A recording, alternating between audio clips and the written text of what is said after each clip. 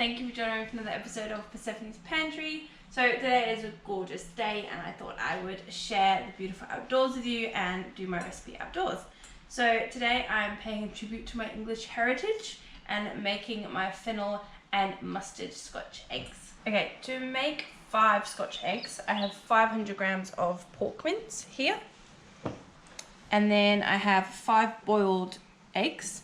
And these are kind of soft boiled. You don't want to hard boil them because you're going to be cooking them again. And I boiled these for 4.5 minutes and they should be perfect. And then I have some mustard. So I've got some mild German mustard. I know it should be English, but I had German, so that's what I've used. And then I've got 2 tablespoons of whole grain mustard. And feel free to use whatever kind of mustard you wish. And then I have 2 teaspoons of fennel seeds, and I've just lightly crushed these to kind of get all of the flavors starting to come out. And then I have some rice flour, 1 egg beaten, and then some panko breadcrumbs. If you wish to make this gluten-free, you can just use gluten-free breadcrumbs. Okay, so we're going to make the pork filling, and to do that we are going to add our mustard, and then our fennel seeds, and then some seasoning,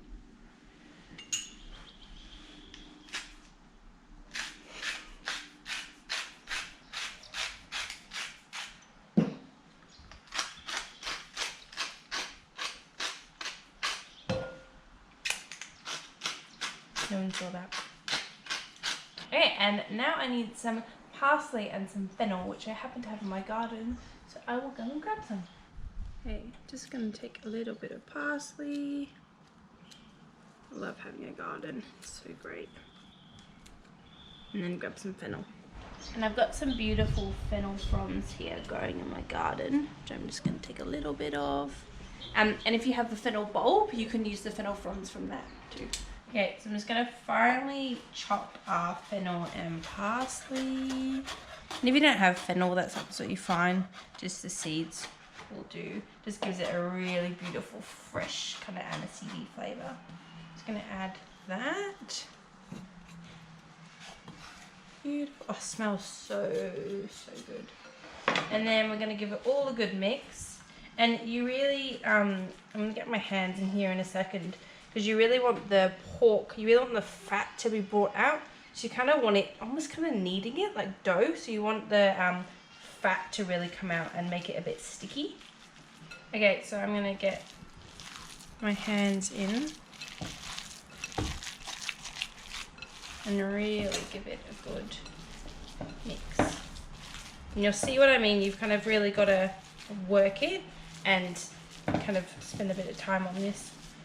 Otherwise the meat just is quite dense and you really want the fat to be brought out, because it makes all the difference when frying.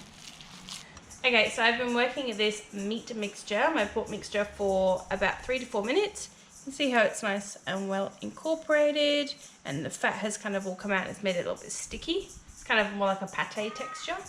And I have divided this into 5 pieces for my 5 eggs, which is 100 grams each, because we use 500 grams of mixture. Genius!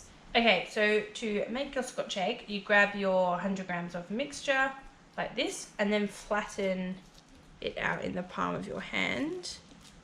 So this makes it easier to roll. So you just flatten it out like that, and you grab your egg, and then just kind of roll it like this.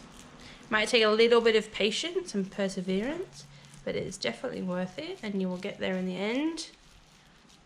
And this is also a great one to do with kids as well, because it's nice and interactive and a bit fun. And then that's your Scotch egg.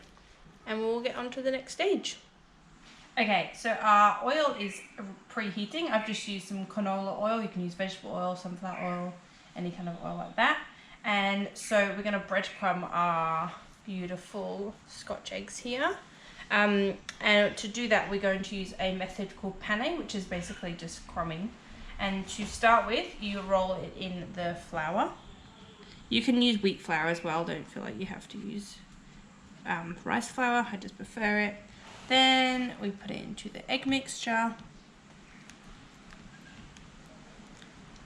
bounce any excess off. And then we roll it into our breadcrumbs. Have to be quite delicate because otherwise all of a sudden it won't be a ball. We don't want that. So just give it a nice light coating. And a great tip as well when you're crumbing anything, always use just one hand and have one hand clean. If you need to do anything, then you've always got one hand clean and can reduce mess, which is always a good thing. Okay, so I will just repeat this process until they're all coated like this. Okay, so we have our oil preheating here. It's been on high for a couple of minutes, and it's really important that you have it up to temperature. And a little way to test that is that I have some of the panko breadcrumb mixture here.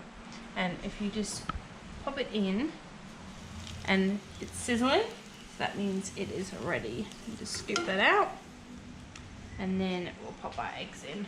And it should be up to about halfway, the oil should be about halfway in the pan. That's perfect. So we're just submerging the egg about halfway. It's just a little bit more. That's what you're looking for. That sizzle. And if you have a deep fat fryer as well, you could use that, or an air fryer for it. You're looking for that nice golden brown crispy colour. Okay, so these have been cooking for a further 3 minutes on the other side, and they are nice and evenly brown now, nice and crispy. Perfect. And we'll just put them on some paper to absorb some of the fat and leave them to cool. Okay, so I've let the Scotch eggs cool for a couple of minutes. They are looking beautiful, nice and crispy, and I'm going to just cut into one.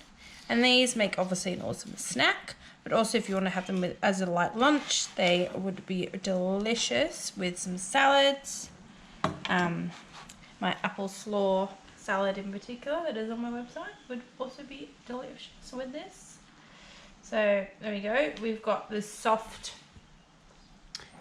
boiled egg. Like, I wouldn't want to take the egg any further than that. That is perfect for me. You might want a little bit more under, so in that case just cook the eggs for a little bit less. I will post all of the times for perfect boiled eggs on the recipe, and there you have it, my beautiful Scotch egg recipe. Okay, so I have just finished off my Scotch egg with a dollop of mustard and a sprinkle of parsley, because that is exactly how I like it, and I cannot wait to go off and enjoy this now. Thanks so much again for watching another episode of Persephone's Pantry, and don't forget to subscribe to my channel and like this video, and look out for more recipes like this one. Bye guys!